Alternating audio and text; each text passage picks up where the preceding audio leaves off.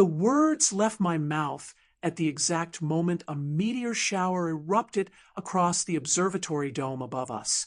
300 guests gasped in unison, champagne flutes catching the artificial starlight like scattered diamonds. Perfect timing, I thought, because I designed it that way. Daniel's hand found mine. Warm, steady, the hand of a man who owned 14 luxury resorts across the American Southwest. And as of tonight, own this moment too. I do, he said, his voice carrying the practiced resonance of someone who'd given 1,000 investor pitches. His smile reached exactly the corners of his eyes, no further, no less, calibrated. The dome blazed with light. Orion, Cassiopeia, the Pleiades spinning in formation, while the officiant pronounced us husband and wife. I was 36 years old, an event architect who'd spent 15 years designing unforgettable moments for strangers. Tonight, I'd finally designed one for myself. So why did my chest feel like someone had wrapped it in cellophane? The kiss landed soft and camera-ready. Applause thundered.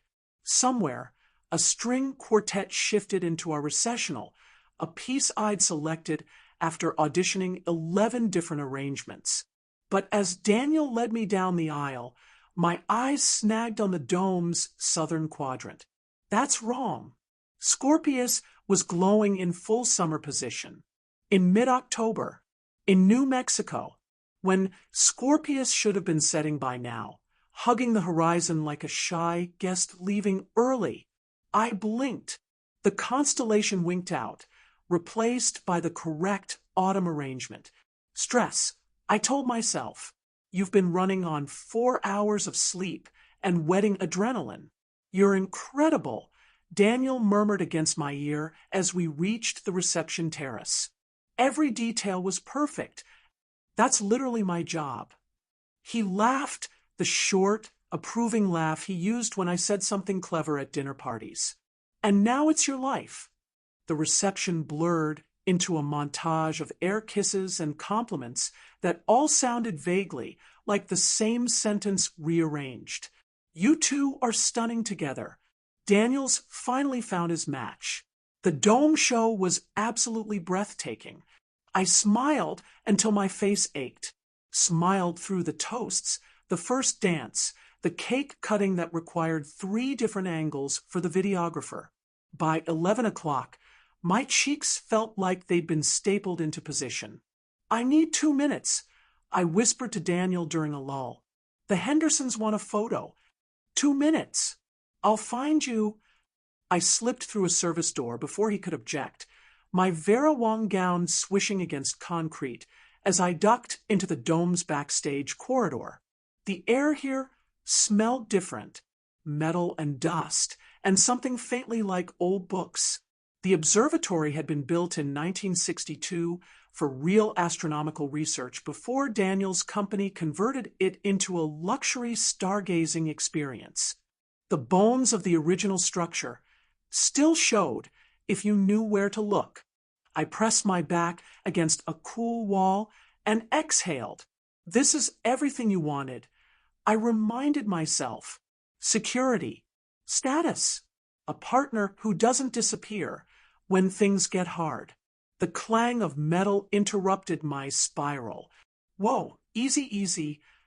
I followed the sound around a corner and found a man in navy coveralls wrestling with a panel that had come loose from the dome's inner shell. He was balanced on a stepladder, both arms raised, muscles straining to keep the panel from crashing onto the equipment below. Here, I moved without thinking, grabbing the panel's lower edge.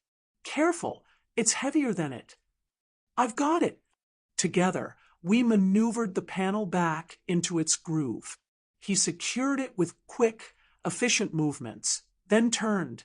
His face was angular, a little tired, with the kind of stubble that suggested he'd been working since dawn. Maybe late 30s. His eyes were the color of coffee left too long on a burner. Thanks.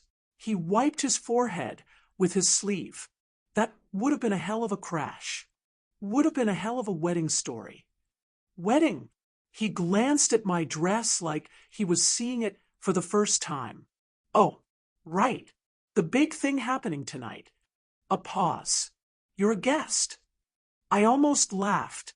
14 months of planning, my face on the invitations, my name in calligraphy on 400 napkins, and this man had no idea who I was. Something like that.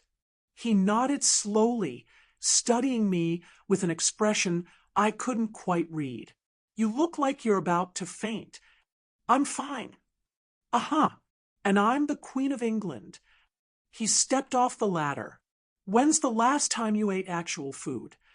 I opened my mouth to answer, and realized I couldn't remember. That's what I thought.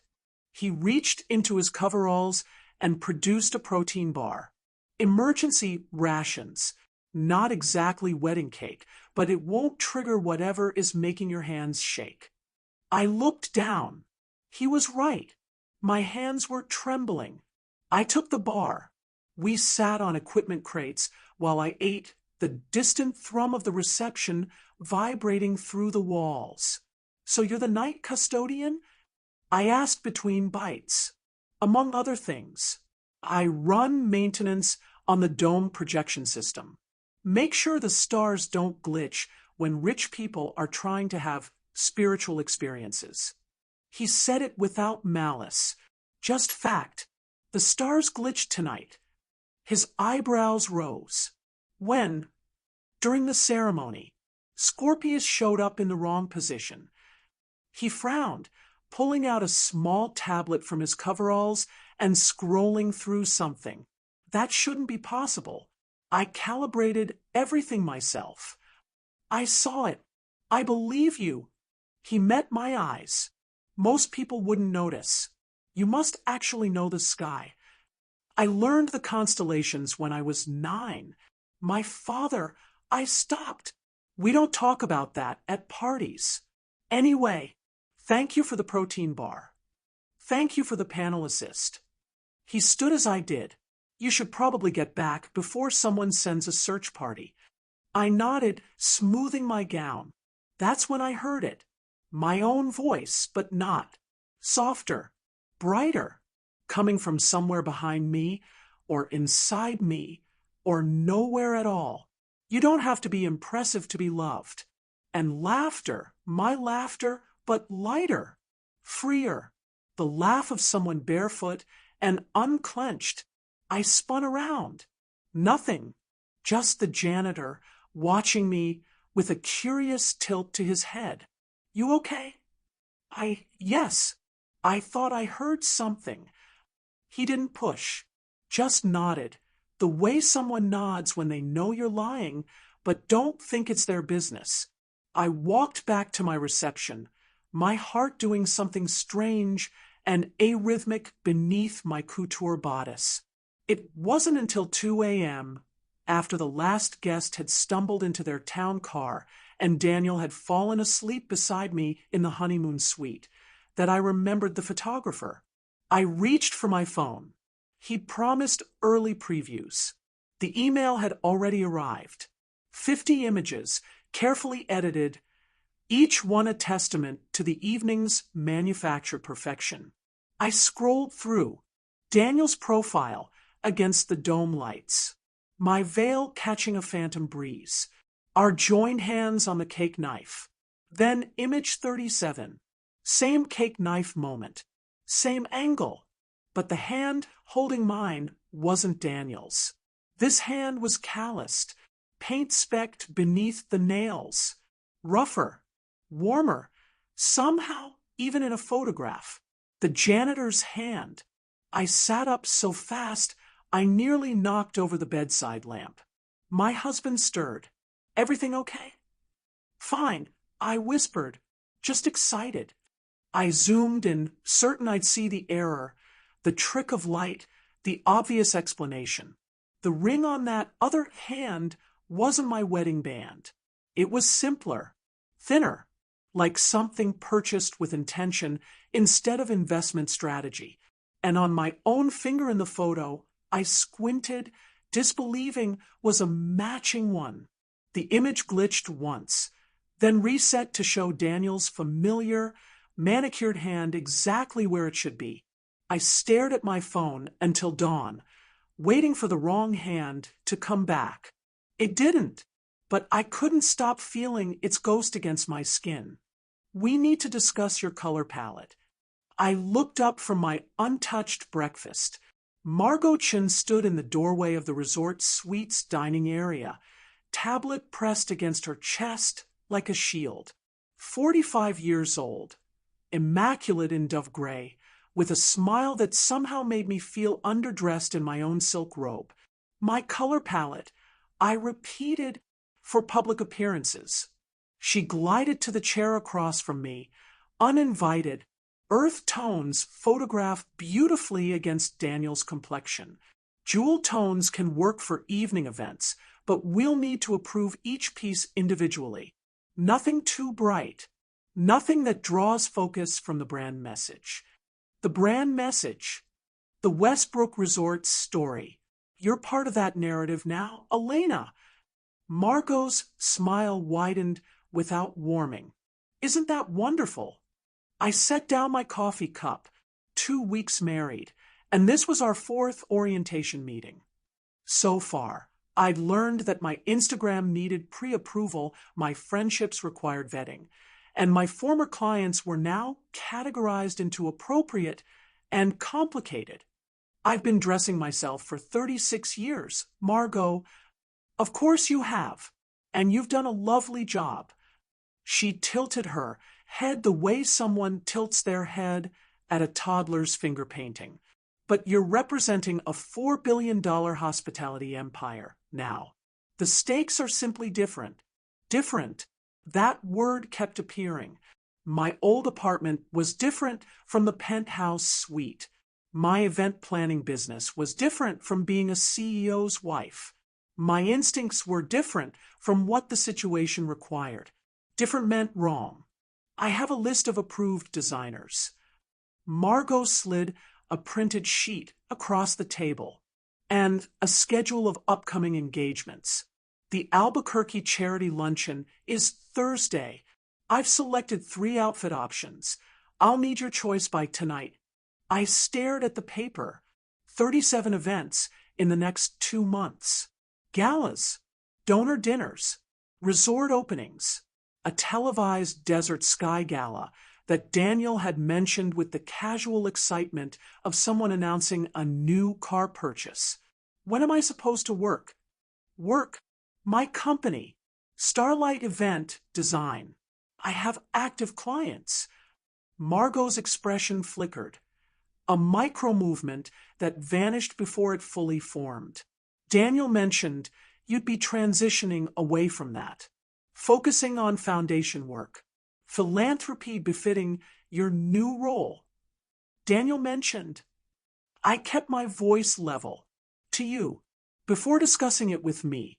I'm sure he assumed you'd discussed it together. Margot stood, smoothing her already smooth blazer. The outfit options are in your dressing room. I took the liberty of having them delivered this morning. Oh, and Elena. She paused at the door. The protein bar incident at the wedding has been handled. My stomach dropped. What?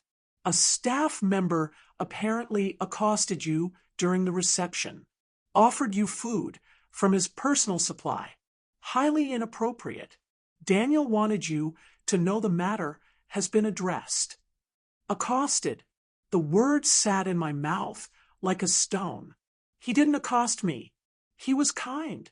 He overstepped. Margot's smile turned sympathetic, which was somehow worse. You'll find that people often mistake proximity for permission when they encounter someone of your status.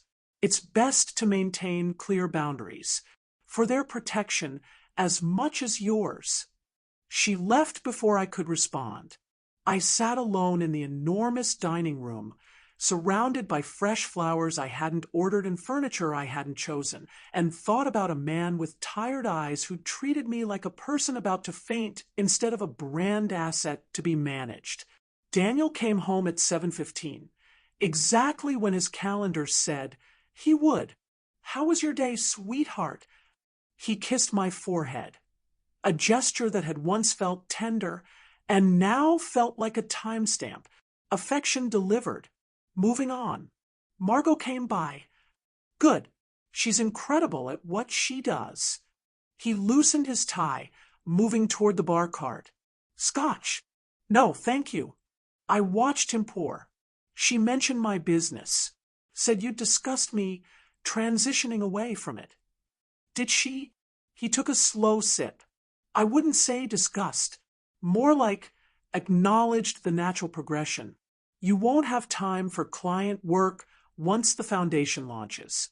And honestly, Elena, do you really want to spend your energy coordinating other people's parties when you could be shaping actual philanthropy? Other people's parties. 15 years of building something from nothing, reduced to a hobby he was generously allowing me to outgrow. I love what I do. I know." He crossed to me, cupping my face with one hand. His palm was smooth, moisturized, not a callus in sight. "And you'll love what comes next even more. Trust me."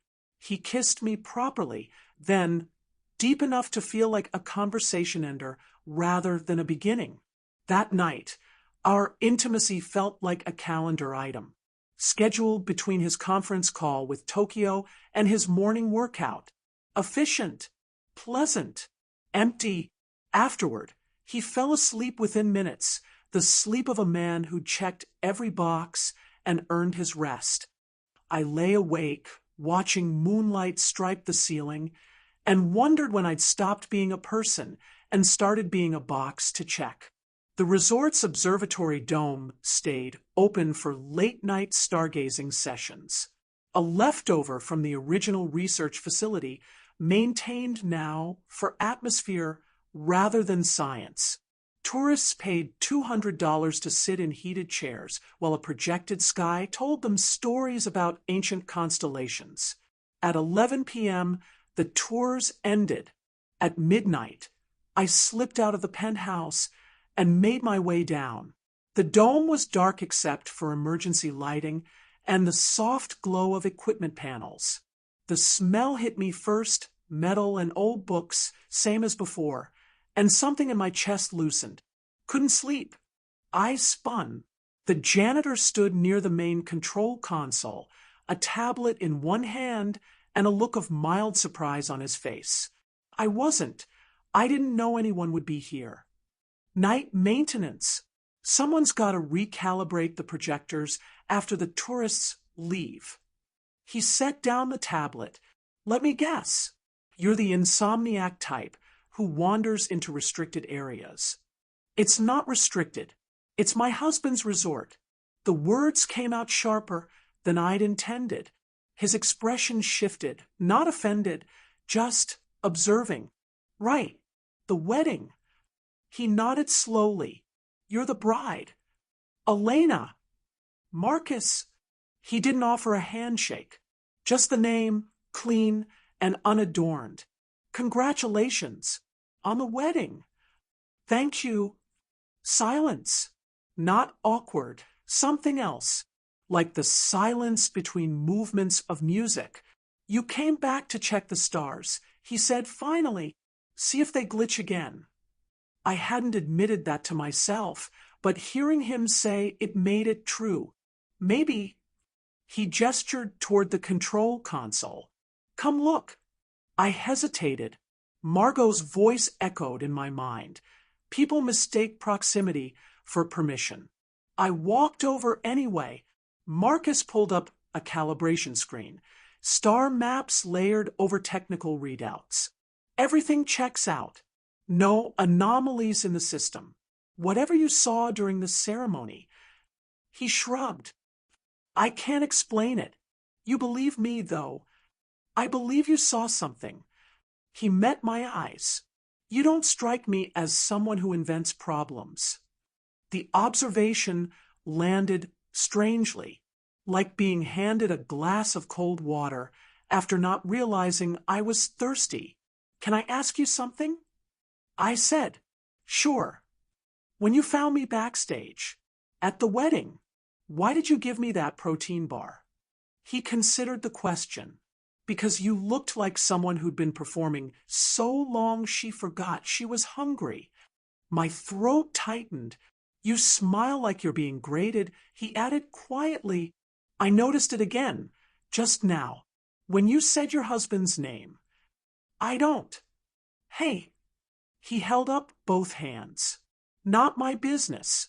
Just an observation from someone who watches people for a living. Maintenance workers are basically furniture.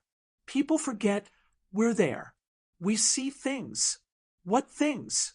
I wanted to ask, what do you see when you look at me?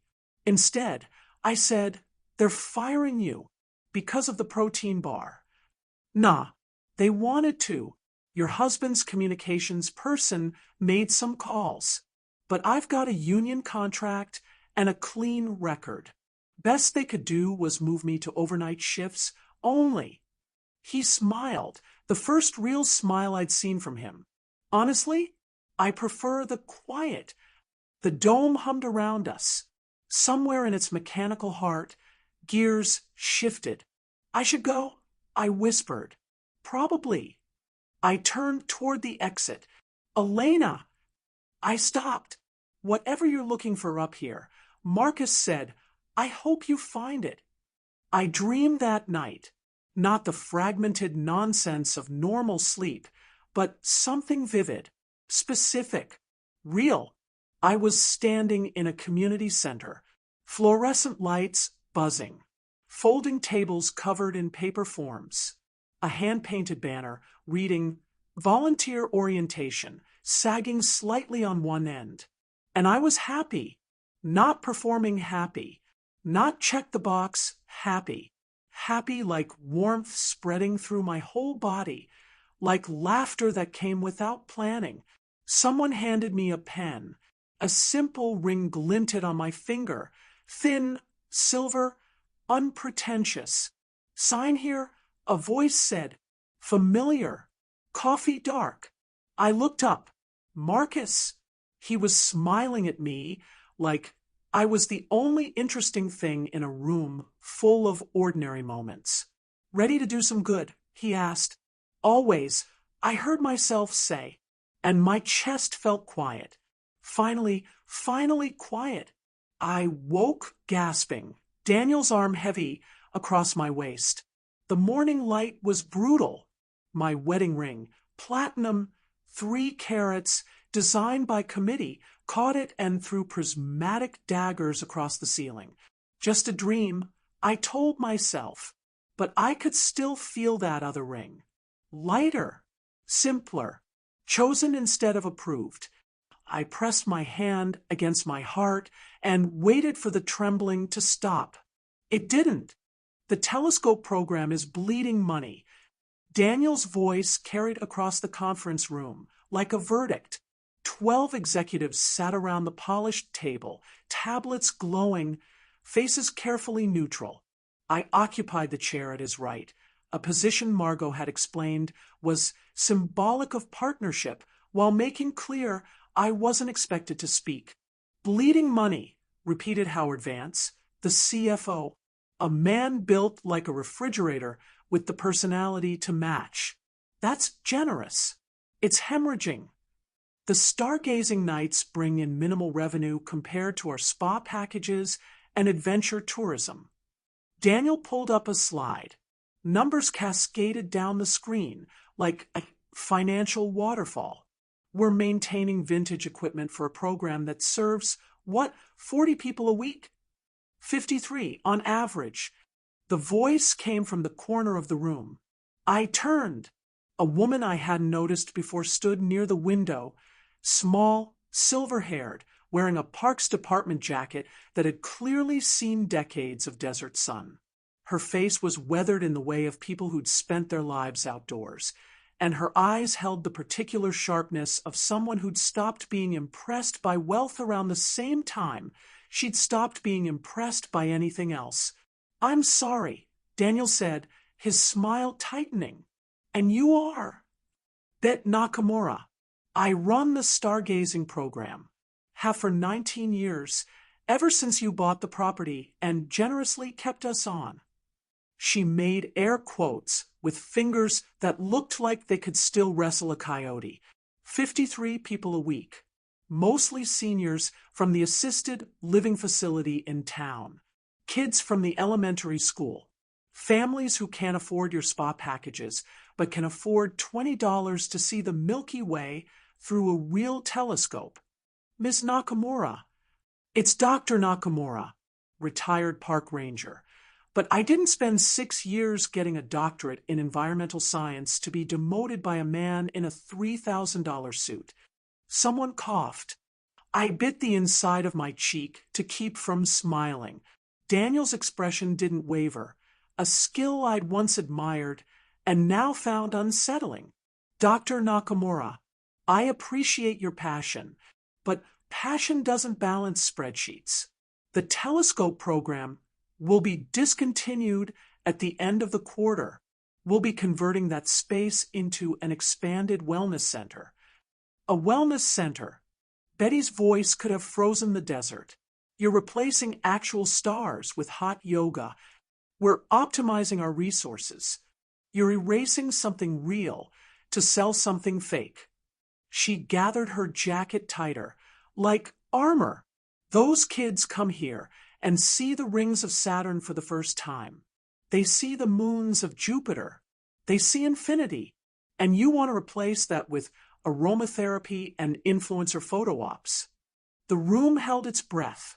Daniel leaned forward, still smiling. The decision is final. HR will discuss transition packages with your staff. Bet looked at him for a long moment. Then her gaze shifted to me. You're the event planner, right? The new wife. I felt every executive's attention swing toward me, like spotlights. Yes. You design experiences for a living. Tell me. She stepped closer, ignoring Daniel's stiffening posture. What's worth more? A memory someone can buy anywhere, or a memory that changes how they see the universe? The question hung in the air. I could feel Daniel waiting for me to deflect, to smile, to perform the supportive wife role I'd been assigned. The universe, I said quietly. Obviously. Betty's weathered face creased into something that might have been approval. Daniel's hand found my knee under the table. A squeeze that felt less like affection and more like a warning. Meeting adjourned, he said, Elena, a word. What was that? We stood in his private office, the door closed, the view of the desert sprawling behind him like a kingdom awaiting orders. She asked me a question. I answered. You undermined me, in front of my entire leadership team. I said one word. You said the wrong word. Daniel moved closer, his cologne filling the space between us. Expensive, suffocating. Do you understand how carefully I've built this image? The resort isn't just hospitality. It's a story. Luxury with authenticity. Modernity with heritage. And my wife publicly siding with a disgruntled employee. She's not disgruntled. She's heartbroken. There's a difference. There's no difference in the press release. I stared at him, the man who'd wooed me with helicopter rides and private concerts and promises that he saw the real me beneath the professional polish. What if we compromise? I heard myself say, compromise. Keep the stargazing program. Scale it down if you need to, but don't eliminate it entirely. Make it a community night, once a week, low cost, good PR. Westbrook Resorts gives back to the locals who made us possible. I was improvising now, falling back on 15 years of spinning difficult clients toward better choices. I'll design it. I'll run it. And if it fails, I take the blame, not you. Daniel studied me. I could see the calculation happening behind his eyes. Risk assessment, brand impact, cost-benefit analysis. Margot won't like it. Since when does your communications chief make operational decisions? Something flickered across his face. I'd surprised him, maybe even impressed him. 3 months, he said finally. Prove it works or it's gone. And Elena, he caught my chin, tilting my face toward his. Don't make me regret trusting you. He kissed my forehead and left for his next meeting. I stood alone in his office, watching his helicopter lift off from the roof pad, and wondered when trusting me had started feeling like a threat. The dome was empty when I arrived that evening. No tourists, no tours, no projected constellations.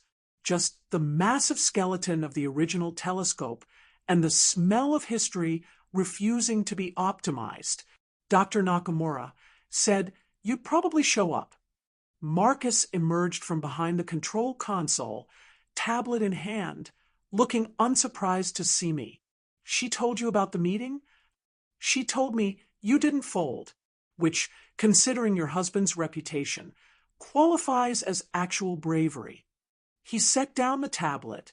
"She also said you volunteered to save the program." "I bought it 3 months. 3 months is 3 months more than it had this morning." He said it simply, without flattery, a statement of fact from someone who dealt in facts rather than performances. "I don't know what I'm doing," I admitted. "I design corporate galas and product launches. I've never run a community outreach program." "So learn." Marcus shrugged. "That's what the rest of us do. Figure it out as we go and hope we don't break anything important." "Is that your philosophy of life?" "It's my philosophy of Tuesday nights." He gestured toward the telescope. "Come on. If you're going to save this place, you should probably understand what you're saving." For the next 2 hours, Marcus showed me the bones of the observatory. Not the tourist version, the real infrastructure. The dome's rotation mechanism, built in 1962 and still running on its original motor. The telescope's mirror, hand-ground by a craftsman who died before I was born. The star charts lining the control room walls, annotated in 3 different handwriting styles spanning decades. "Bet started here as a volunteer," Marcus explained, pointing to a faded photograph of a young woman with dark hair and fierce eyes. "Back when this was still an active research station. She was 16. Wanted to be an astronaut. What happened? Life. Same thing that happens to everyone's 16-year-old dreams." He moved to another panel, adjusting something I couldn't name. "She became a park ranger instead. Spent 40 years teaching people to look up. When the resort bought this place, she negotiated to keep the public programs running. Said the stars belonged to everyone, not just people who could afford the spa." I touched the edge of an old star chart. The paper was soft with age, covered in handwritten notes about optimal viewing conditions and celestial events. "Why do you work here?" I asked. "You obviously know more about this equipment than anyone." Marcus was quiet for a moment. "I used to teach astronomy at the community college in town. Adjunct position. Budget cuts killed the department 3 years ago." He smiled, but it didn't reach his eyes. "Turns out there's not a huge job market for people whose main skill is explaining why the universe is terrifying and beautiful. So you became a janitor." "I became someone who could stay close to the thing I love." He met my gaze. "Most people don't get that option. I'm lucky." Lucky. The word sat strangely in my chest. This man, working overnight shifts to maintain equipment for a program being shut down, considered himself lucky. Meanwhile, I slept in a penthouse suite and couldn't remember the last time I'd felt anything close to gratitude. I found the star map folded behind the main control console, tucked into a space where it clearly wasn't supposed to be. 2 routes drawn in pencil, both starting from the same point, a small X marked here. Path A curved upward and right, ending in a cluster of sharp angles that looked like a city skyline. Tall buildings, dense, glittering. Path B curved downward and left, ending in a simple sketch.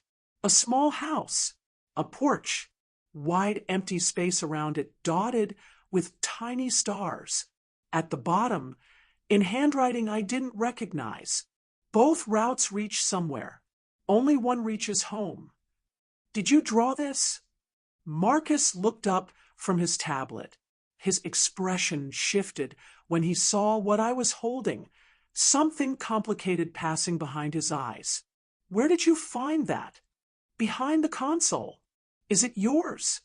He was quiet for too long. I drew it a few months ago, after a particularly long night shift. He took the paper from my hands, studying it like he'd forgotten it existed. I was thinking about choices, how we end up where we end up, whether the glittering path is actually better or just shinier. Which path did you take? He looked at me, really looked the way he had backstage at my wedding, like he could see past the silk and the carefully maintained composure to something underneath. I took path B, he said, and I'm still figuring out if I made it home or just found a nice place to wait. The dome hummed around us. Somewhere above, the real stars were doing what they'd done for billions of years, existing, indifferent, eternal. I should go, I whispered. You keep saying that. I keep meaning it. He handed the star map back to me. Keep it. Maybe it'll help you figure out which path you're on. I folded the paper carefully, tucking it into my pocket like contraband. That night, lying beside my sleeping husband, I unfolded it again in the dark, traced both routes with my fingertip. Path A glittered, path B breathed, and somewhere in my chest, a compass I didn't know I had started spinning toward a direction I couldn't name. Smile wider. No, not like that. Like you mean it. The photographer's assistant adjusted my chin by millimeters while Margot supervised from behind a clipboard. We were standing in the resort's grand atrium, surrounded by donors who'd paid $15,000 each for the privilege of a private tour and preview of the Desert Sky Gala. Perfect, Margot said, though nothing about her tone suggested she believed it. Now, let's get the group shot with the Hendersons. I moved to my assigned position, right side, slightly behind Daniel, close enough to suggest unity, but not so close as to crowd the frame. I'd learned the geometry of these photos over the past 6 weeks. The angles that made me look supportive, the distances that made me look appropriate, the distances that made me look like furniture. Elena, darling. Patricia Henderson materialized at my elbow, champagne flute in hand, diamond earrings catching the light like weaponized wealth. You must tell me who does your styling. You always look so put together. The pause before put together carried 17 different implications, none of them complimentary. Thank you, Patricia. Margot has been very helpful with wardrobe guidance. Oh, I'm sure she has. Patricia's smile sharpened. It must be such a transition, going from planning events to being the event yourself, like a caterer becoming the main course. She laughed at her own joke. Several nearby donors joined in, the reflexive laughter of people who knew which side their bread was buttered on. I kept my expression pleasant. It's certainly been an education. I imagine so. Patricia leaned closer, her perfume overwhelming. Between us, I was surprised when Daniel chose someone so professional. His first wife was old money. Newport, summers in the Hamptons, the whole pedigree. But I suppose men do like a project. A project. The word landed like a slap disguised as a compliment. I felt heat climb my neck, rage pressing against the inside of my ribs, searching for an exit. If you'll excuse me. Oh, don't run off. Patricia's hand closed around my wrist, perfectly manicured nails pressing just hard enough to communicate control. We're about to do the dome demonstration. Daniel specifically requested you introduce it. Something about showing off your event planning expertise. She said expertise, the way someone might say party trick. I looked around for Daniel.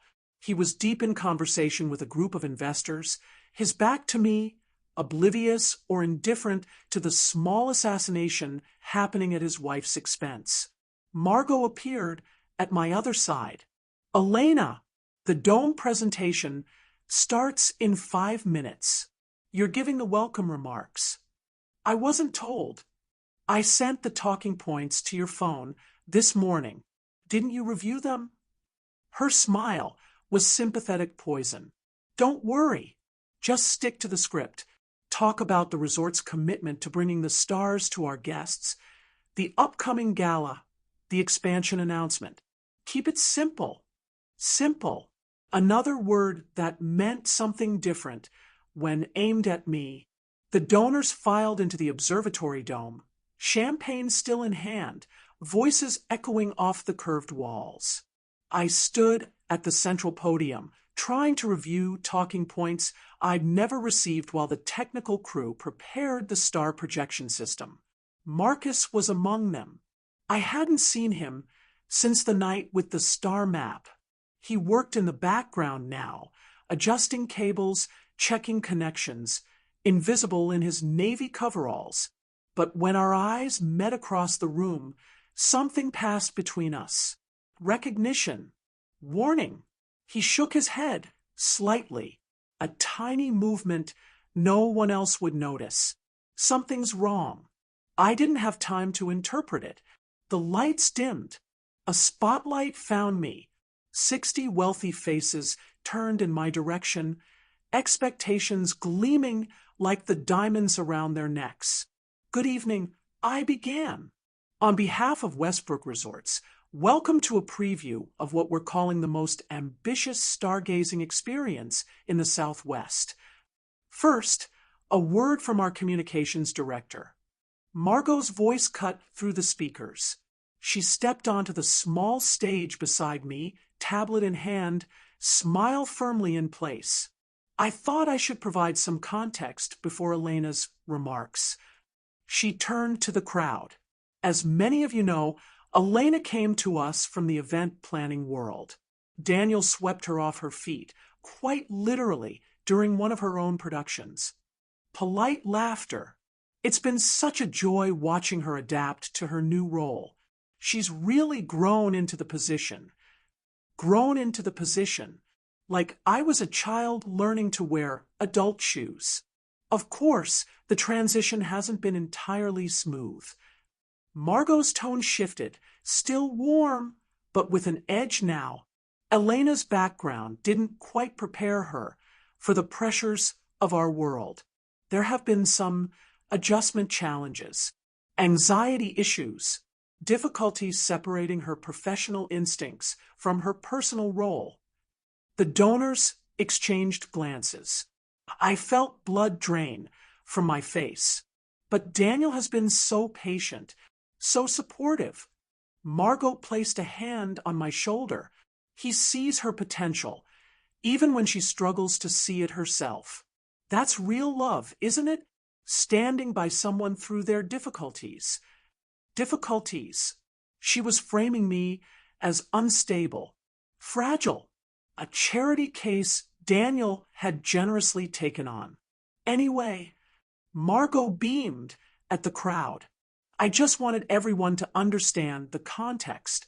Elena's journey is really quite inspiring when you think about it. A working-class girl elevated to this position, doing her best to rise to the occasion. She squeezed my shoulder, a gesture that looked supportive and felt like a collar. Go ahead, Elena. We're all rooting for you. She stepped back, leaving me alone at the podium. 60 faces stared. Patricia Henderson's smirk was visible even in the dim light. My mouth opened. Nothing came out. Say something. Anything. The talking points you never received, the script you never saw, the performance they're all waiting for. Actually, I have a few words first. The voice came from the technical area.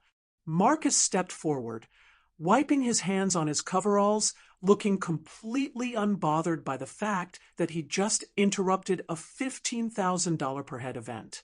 "Sir, this is a private function," Margot started, "and this dome is about to have a serious problem." Marcus pointed upward. "The projection rigging on the eastern quadrant is compromised. Stress fractures in 2 support cables. If we run the full light show at planned intensity, there's a 70% chance of structural failure." Murmurs rippled through the crowd. "That's absurd," Margot said. "Our equipment is inspected monthly. Your inspection reports are 3 months old and signed by someone who doesn't exist." Marcus pulled out his tablet, turning it to show documentation. "I flagged this issue 2 weeks ago. My report was deleted from the system, so I kept my own copies." Daniel pushed through the crowd. "What the hell is going on? Your maintenance crew is trying to prevent your donors from being showered with debris during your fancy preview." Marcus met his gaze without flinching. "The responsible thing is to cancel tonight's demonstration and do a proper safety assessment. The responsible thing," Margot snapped, "is for staff to follow proper channels instead of grandstanding in front of guests." "I tried proper channels. They were improper." Marcus turned to the donors. "Folks, I'm sorry to interrupt your evening, but this man," he gestured to Daniel, "is about to ask his wife to perform a presentation under equipment that could collapse. And his communications director just spent 3 minutes publicly humiliating her to soften the audience. That's not hospitality. That's a show where the wife is both the star and the sacrifice." Silence. Complete, ringing silence. "You're fired," Daniel said, his voice low and dangerous. "Probably."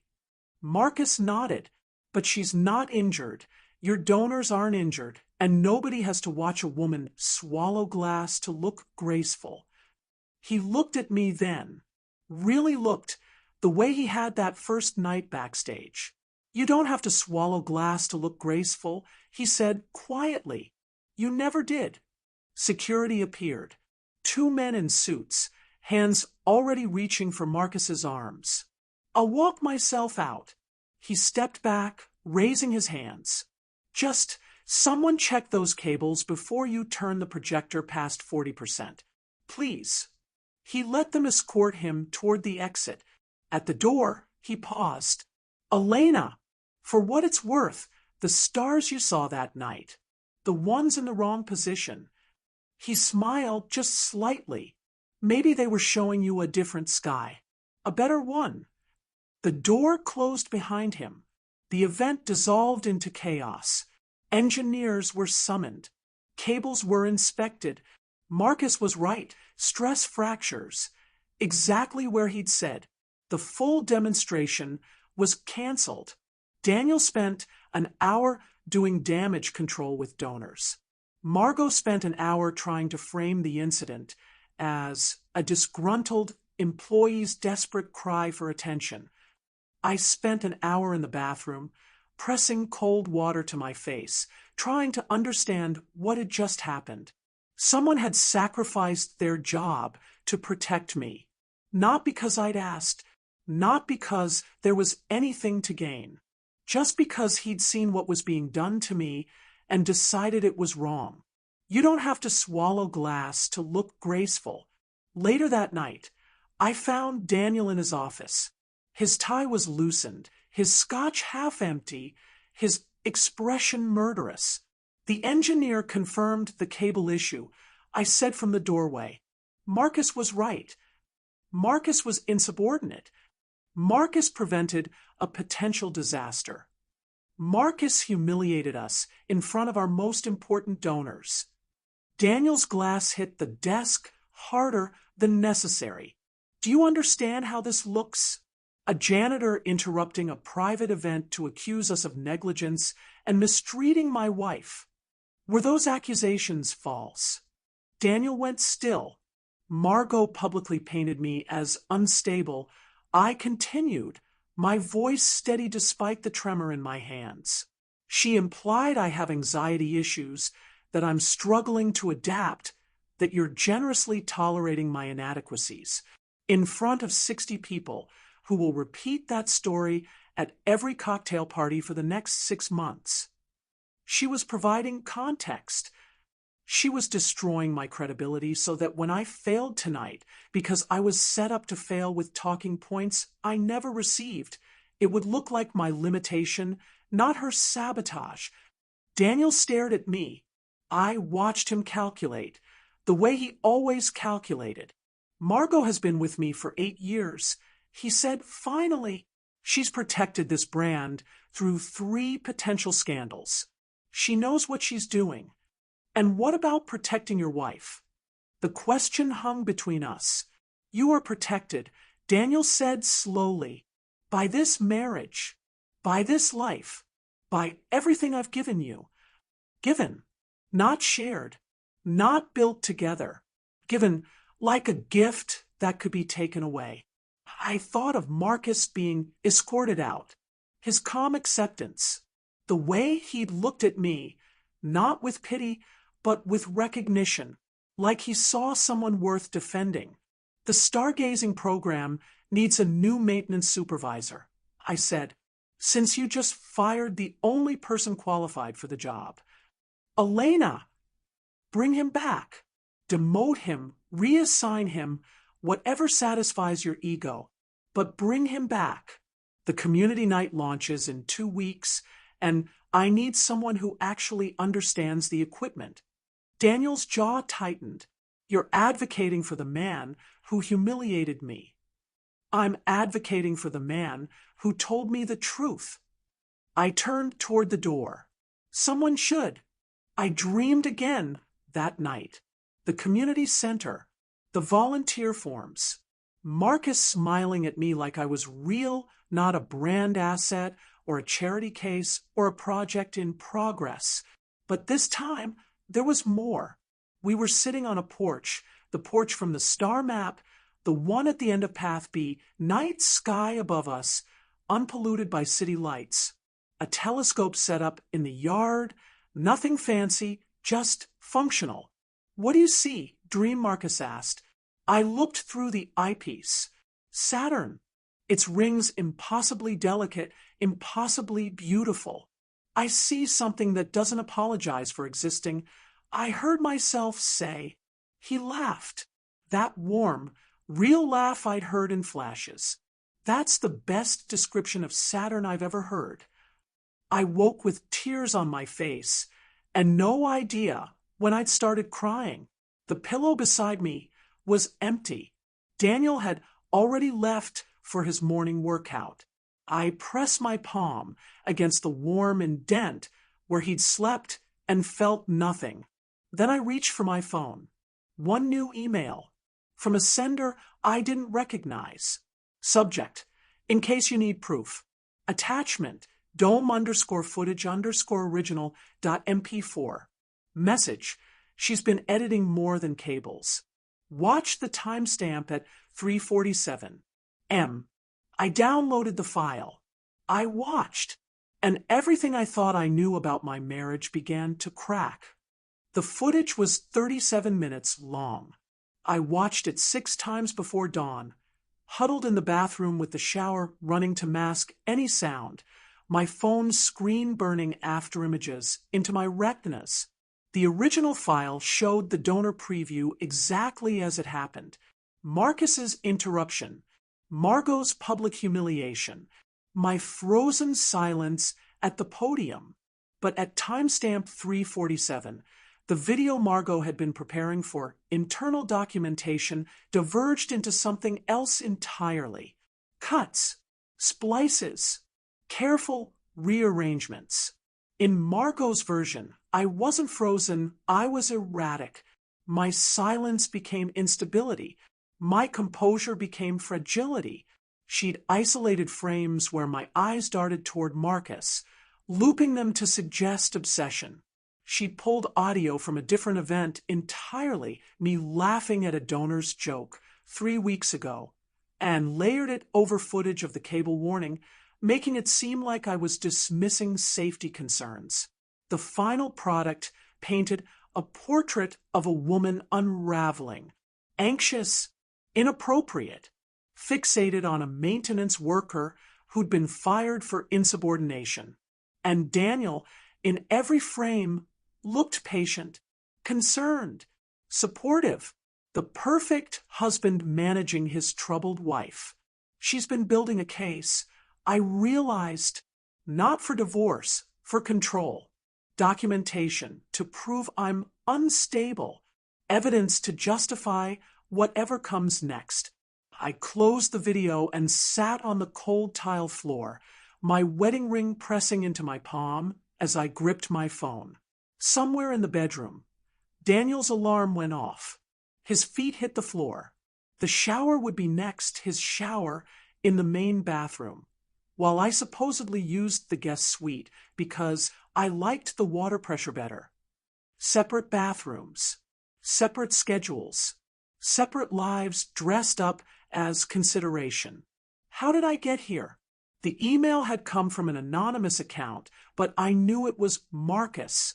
I found him that afternoon in the resort's equipment storage facility, a sprawling warehouse on the property's edge where broken furniture and outdated technology came to die. He was cataloging inventory, tablet in hand, looking unsurprised when I appeared between shelving units stacked with defunct star projectors. "You got the file," he said. "How did you find it?" IT department shares server access with maintenance for equipment diagnostics. Margot's assistant isn't as careful with file permissions as she thinks. He set down the tablet. I wasn't snooping. I was looking for my deleted safety report. Found something worse. She's creating a narrative, making me look crazy. Yeah. His jaw tightened. I've seen it before. Not at this scale, but the playbook's the same. Isolate someone, control their story, document every flinch until the documentation becomes the truth. Why would she do this? What does she gain? Margot Chin has been Daniel Westbrook's shadow for 8 years. She's managed his image through 2 broken engagements, a hostile takeover, and a discrimination lawsuit that never made the papers. Marcus leaned against a shelf. "You're the first wife who actually threatens her position." "I don't threaten anyone. You're smart, Elena. Capable. You built a business from nothing. You have your own reputation, your own skills, your own identity outside of being Mrs. Westbrook." He met my eyes. "That makes you dangerous, because eventually you might not need them anymore. And if you don't need them, you might leave. And if you leave, you might talk." The warehouse hummed with fluorescent light. Dust motes drifted between us like tiny galaxies.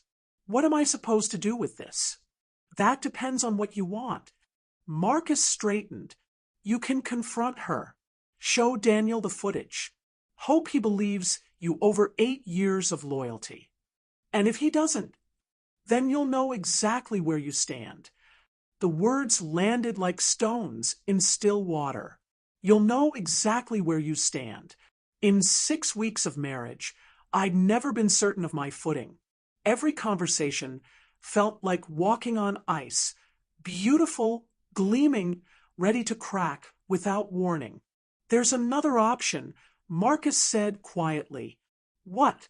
"The Desert Sky Gala is in 11 days. 300 donors, press coverage, the expansion announcement. It's the most important night in Westbrook Resort's history." He paused. "It's also the night Margot's control is most vulnerable. because she can't edit a live broadcast. I didn't confront Daniel about the footage. Not yet. Instead, I watched, observed, collected data, the way I'd learned to collect data for client events, noting patterns, tracking behaviors, mapping the invisible architecture of power. Margot's daily check-ins with Daniel, always private, always followed by subtle shifts in how he treated me. The way his affection came in public bursts, photo opportunities, performative kisses, while private moments grew colder by the day. The careful management of my schedule, ensuring I was never alone with donors long enough to form independent relationships. The persistent small comments about my adjustment period and learning curve, repeated so often they'd started to feel true. Gaslighting. The word surfaced from somewhere deep in my memory, a term I'd heard in therapy podcasts and self-help books, always applied to other people's relationships. Never mine. Never the man who'd promised to love me under a dome full of artificial stars. The echo moment came, without warning. I was reviewing seating charts for the community stargazing night, the program I'd fought to save, now 3 days from launch, when the world shifted. One moment I was in the resort's event planning office, surrounded by spreadsheets and donor lists. The next, I was somewhere else. A kitchen. Small, bright, cluttered with evidence of actual living. A cast iron pan on the stove, smoke rising from something thoroughly burned. Laughter. My laughter, but lighter, bouncing off yellow walls. I told you to watch the pancakes. A voice said. I turned. Marcus stood at the counter, wearing a faded t-shirt and an expression of mock disappointment. He was holding a spatula like a sword. I was watching them. Dream me protested. I was watching them turn into charcoal. That's not watching. That's witnessing a tragedy. Same thing. He crossed to me, sliding an arm around my waist like it belonged there. Like this was routine. Like we'd burned 1,000 pancakes together, and would burn 1,000 more. Diner, he asked. Diner, I agreed. And my chest felt quiet. No performance. No calculation. Just two people standing in a messy kitchen, laughing at their own failure, completely uninterested in looking impressive. I came back to myself gasping. The seating chart crumpled in my fist. The office was exactly as I'd left it. Same spreadsheets, same donor lists, same elegant prison decorated to look like a life. But my face was wet. Tears I didn't remember crying, for a life I'd never lived with a man I barely knew. The other timeline isn't real, I told myself. It's stress, sleep deprivation, your brain inventing alternatives because reality is unbearable. But the feeling lingered. That quiet chest, that easy laughter, that sense of being known instead of managed. Daniel came home late that night, smelling faintly of scotch and someone else's perfume. Not sexually, I realized, professionally, the perfume of female donors, the air kiss residue of networking events. But somehow that was worse, evidence of a life I wasn't part of, a world he inhabited while I stayed behind, arranging seating charts in my beautiful cage. The gala prep is going well, he asked, loosening his tie. On schedule. Good. Margot says you've been focused. Margot says, even compliments filtered through her. I want this to be perfect. I said carefully. For you. For the resort. Daniel's expression softened. He crossed to where I sat, cupping my face in his hands. Those smooth, moisturized hands that had never fixed a dome panel or built anything more tangible than a brand strategy. I know the transition has been difficult, he said. I know you've struggled with the pressures. But I want you to know, I see you. I see how hard you're trying. Trying. Like basic existence was an effort I should be praised for. I love you, he continued. Don't embarrass me. He kissed my forehead, went to bed. I sat alone in the living room of our penthouse suite, his words echoing like a verdict. I love you. Don't embarrass me. 6 words. 1 a declaration. 5 a threat. The next morning, I made copies. All of Marcus's original footage. The edited version Margot had prepared. Documentation of the safety report deletion. Records of every schedule change. Every wardrobe mandate. Every small instruction designed to shrink my presence while expanding my compliance. I stored them in 3 places. A secure cloud account Daniel didn't know about, a USB drive hidden in my old event planning portfolio, and an email draft saved to an address I'd created before our wedding. Evidence. Insurance. Exit strategy. You don't have to use it, I told myself. Maybe you're wrong. Maybe the gala will change everything. Maybe Daniel will see the truth about Margot and choose you.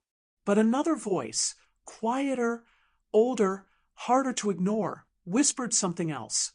Maybe you've already made your choice. You just haven't admitted it yet. 3 days before the gala, the community stargazing night launched. 53 people showed up. Seniors from the assisted living facility, kids from the elementary school, families who'd pooled gas money to drive an hour through the desert for a chance to see Saturn's rings. Bet Nakamura ran the program with the fierce efficiency of someone who'd been doing this for 4 decades. She positioned viewers at the telescope, adjusted focus, named constellations with the easy confidence of introducing old friends. And Marcus was there. Daniel had reinstated him, grudgingly, after the cable incident validated his safety concerns, but restricted him to supervised community events only. No more private dome access. No more solo night shifts. I watched him guide a 7-year-old toward the eyepiece, kneeling to her height, pointing upward. See that bright one? That's Jupiter. It has 79 moons. 79 whole worlds, just circling one planet. Do they have names? Some of them. Europa, Ganymede, Callisto. The big ones are named after people Zeus loved. He smiled. The Greeks thought everything in the sky was about love, one way or another. The little girl squinted through the telescope. I can see stripes. Those are storms. Bigger than our whole planet, just swirling around up there. That's scary. Maybe it's beautiful. Sometimes they're the same thing.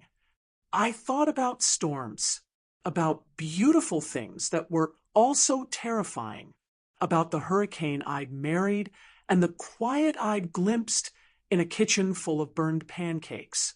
Bet appeared at my elbow. You're staring. I'm observing. Aha!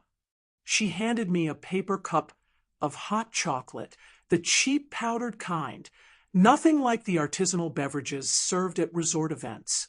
He's a good man, probably the only genuinely good man on this property. I'm married. I noticed.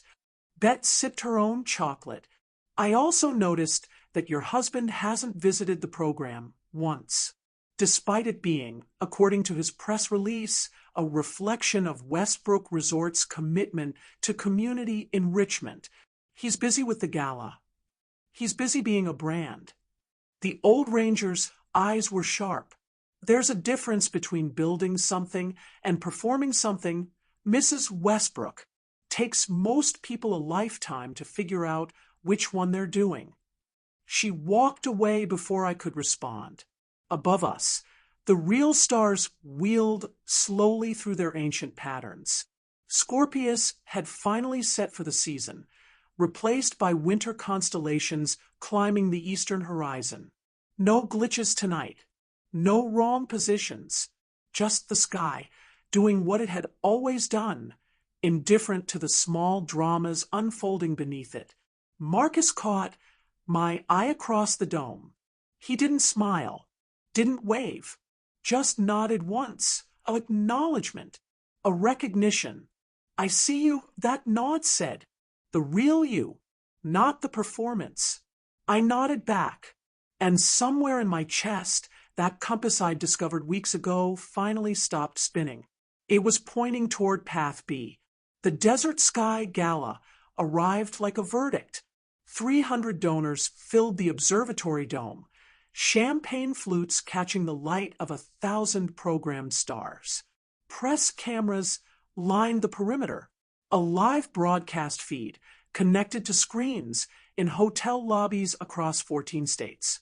I stood backstage in a gown Margot had selected, midnight blue, conservative neckline, expensive enough to photograph well, but not memorable enough to distract from Daniel's announcement. My hair was pinned exactly as the stylist had arranged it. My makeup was flawless. I looked like a woman who had everything.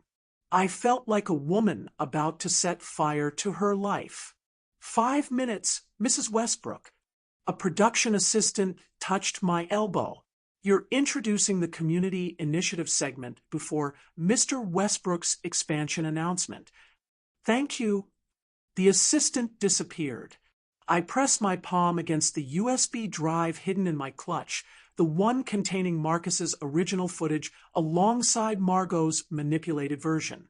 Evidence I might need. Insurance I hoped I wouldn't. You look calm.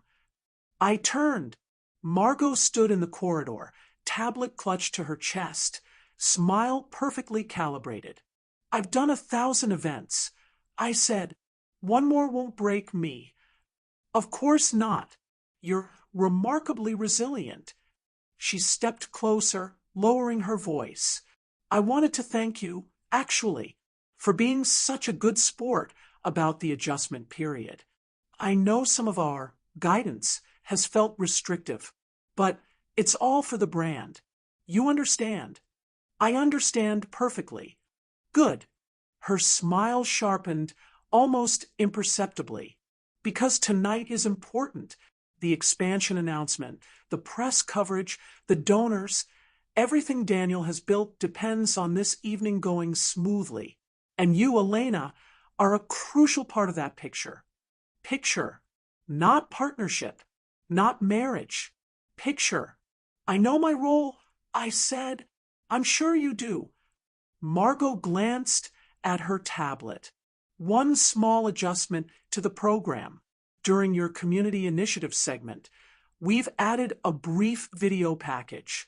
Just some footage from the stargazing nights, testimonials from participants. Nothing you need to worry about. It runs automatically. Ice crystallized in my stomach. What footage? Highlights.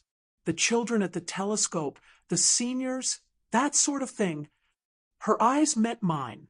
Very heartwarming. Very on brand. She walked away before I could ask more questions.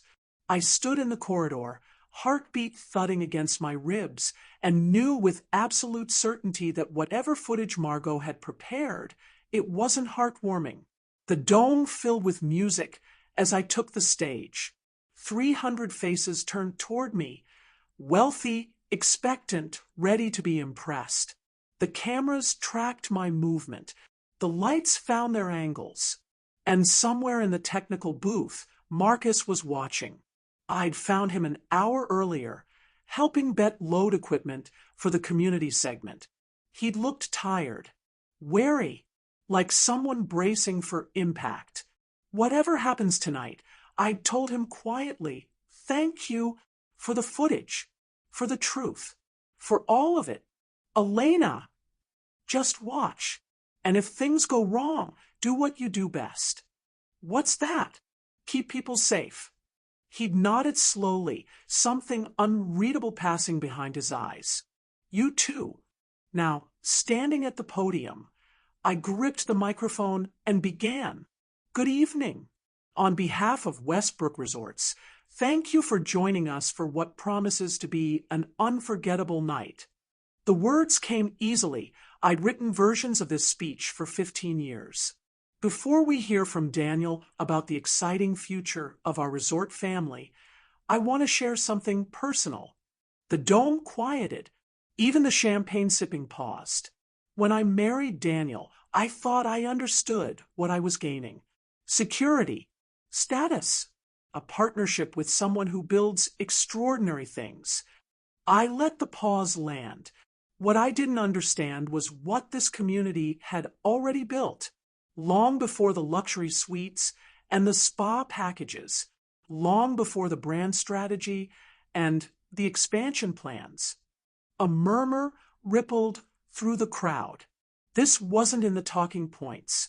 40 years ago, this observatory was a research station. Scientists came here to study the sky, to ask questions bigger than quarterly profits. And when that funding disappeared, a 16-year-old volunteer named Bet Nakamura refused to let the stars become inaccessible. I found Bet in the crowd, standing near the back, arms crossed. She spent her entire adult life making sure that anyone could look through that telescope and feel small in the best possible way. The video screen behind me flickered to life. Here it comes, I thought. But instead of Margot's manipulated footage, something else appeared. Children at the telescope. Yes, seniors settling into viewing chairs. But woven between those images were others, documentation I recognized instantly. Margot's edited footage from the donor preview. My face, cut and spliced to suggest instability. The looped frames of my eyes darting toward Marcus. The borrowed audio making me seem dismissive of safety concerns. And then, side by side, the original footage. Unedited, unmanipulated. The truth. The contrast was undeniable. Gasps erupted from the audience. Cameras swung between the screen and the crowd, capturing reactions in real time. I looked toward the technical booth. Marcus stood at the control panel, jaw set, fingers steady on the equipment. He'd switched the feeds. What the hell is happening? Daniel's voice cut through the chaos as he stormed toward the stage. Kill the video. Kill it now. But Marcus had locked the system. The footage continued playing, a devastating side-by-side comparison that made Margot's manipulation impossible to deny. Elena! Daniel reached me, gripping my arm hard enough to bruise. What did you do? I didn't do anything. I met his eyes. I just stopped doing what I was told. This is sabotage. This is the truth. I pulled my arm free. Your communications director has been systematically editing footage to make me look unstable, documenting every flinch, manufacturing every narrative, building a case to control me or destroy me, depending on which served the brand better. The dome had gone silent. 300 donors stood frozen, champagne forgotten, watching the most expensive implosion in Westbrook Resort's history. Margot pushed through the crowd, face pale. This is a misunderstanding. The video package was corrupted. The video package was evidence.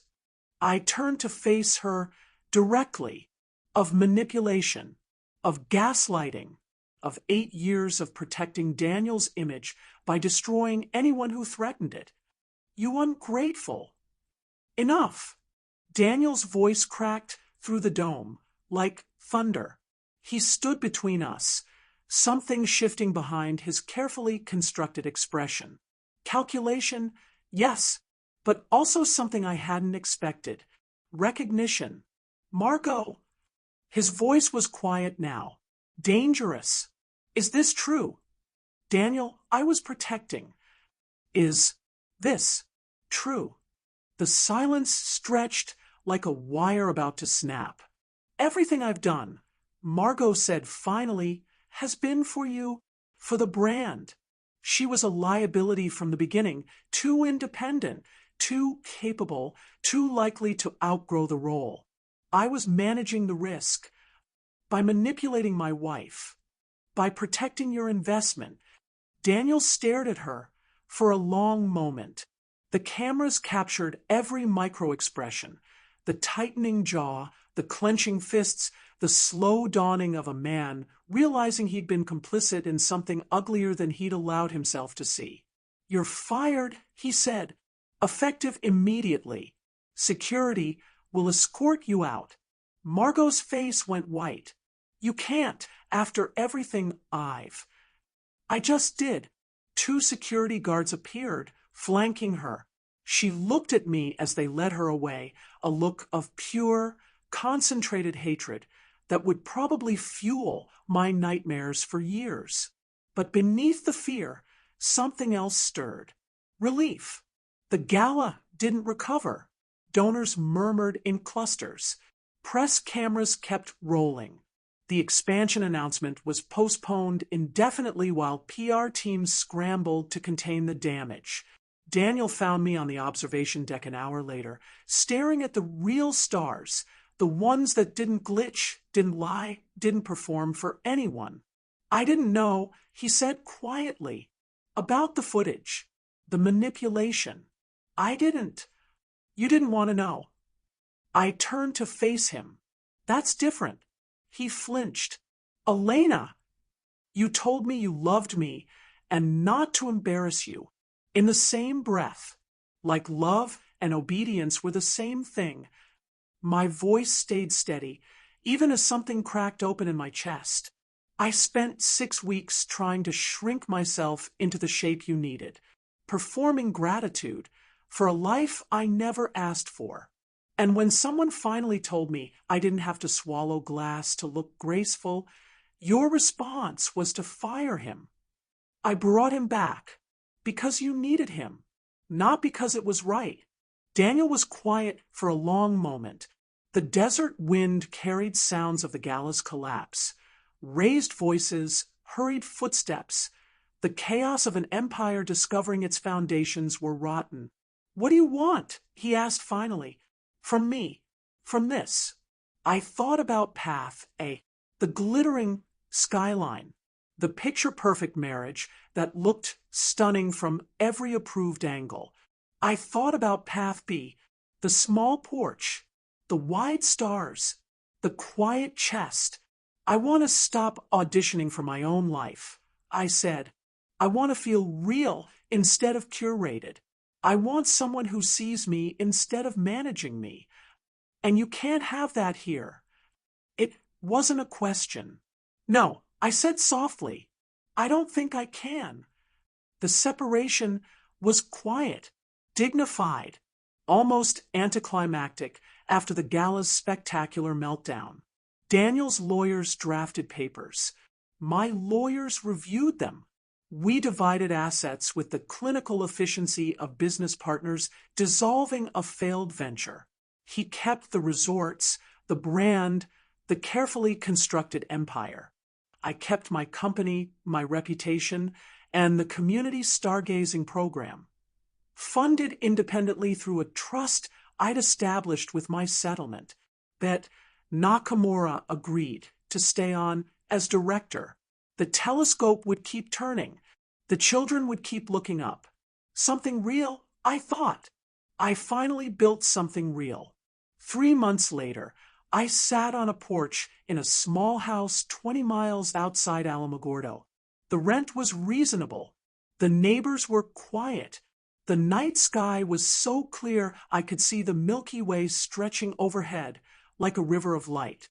A telescope stood in the yard. Nothing fancy, just functional. Beside it, 2 chairs and a small table holding mismatched mugs of coffee. "You're quiet tonight," Marcus said. "Thinking. About." I watched Orion climbing the eastern horizon. Properly positioned this time. No glitches. No wrong constellations. About timelines, I said. About how many versions of our lives we never get to see. How we choose one path and close off 1,000 others without even knowing they existed. Marcus was quiet for a moment. "Do you regret it?" The path you chose. I thought about the other timeline, the echo moments that had haunted me for months, flashes of a life that might have been, a happiness that seemed impossible. I don't think they were showing me what I could have had. I said slowly, I think they were showing me what I was allowed to want. Permission I didn't know I needed. Permission for what? To stop performing. To let something be messy and real instead of perfect and hollow. I turned to look at him, to sit on a porch with someone who knows the difference between watching and witnessing. Marcus smiled, that warm, unhurried smile I'd first glimpsed in a dome full of broken equipment and impossible stars. For the record, he said, I'm glad you chose this path. We're taking it slow, glacially slow, practically stationary. His smile widened. I'm still glad. I leaned back in my chair, letting the night settle around us like a blanket. Marcus, yeah, tell me about Jupiter's moons. He laughed, surprised, delighted. All 79 of them. Start with the ones named after people Zeus loved. We have time. Above us, the real stars wheeled through their ancient patterns. No projections, no manipulations, just the universe doing what it had always done, indifferent and infinite and utterly magnificently true. I reached for my coffee. It had gone cold, but I drank it anyway. Some things didn't need to be perfect to be exactly right. Later, after Marcus had named 37 moons, and I'd lost count somewhere around Carmi, I stood at the telescope and looked up. Saturn hung in the eyepiece, its rings impossibly delicate, a cosmic wedding band. I'd once thought. Now it looked different. Not a ring, a boundary, this far and no further. The rings seemed to say, but within these limits, look how beautiful. I stepped back from the telescope. You okay? Marcus asked. Better than okay. I turned to face him, this man who'd sacrificed his job to save my dignity, who'd shown me the difference between a life that glitters and a life that breathes. I'm done auditioning for my own life. He held out his hand, not demanding, just offering. I took it. The night wrapped around us, quiet and real and ours. And somewhere in my chest, for the first time in as long as I could remember, the silence felt like peace.